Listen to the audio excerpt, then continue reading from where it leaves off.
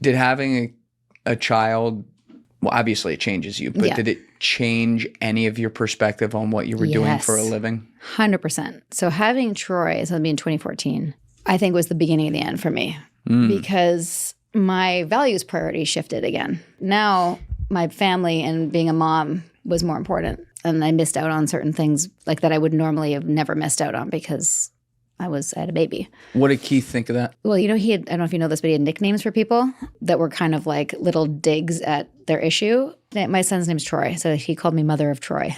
It was his dig. He had all these women around him who were waiting to have his baby. But all the women in his harem that were his spiritual wives were my age, if not a little bit younger, but some were a bit older too, who wanted to have kids. And he had promised them children.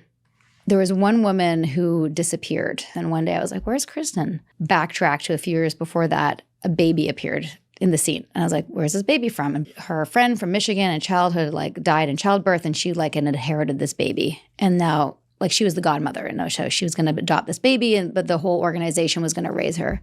Sidebar, I think he was trying to separate children from their mothers to create a non-attachment so that they'd become sociopaths. That's just my theory. I think you're 1,000% right about that. He called you Mother of Troy. Yeah. Which, as you said, is a dig. And it's a dig that you're a mom of a kid that he thinks is going to pull you from the organization. So what would be better for someone psycho like that than to pull him from you and make him a little demon? Yeah. You know?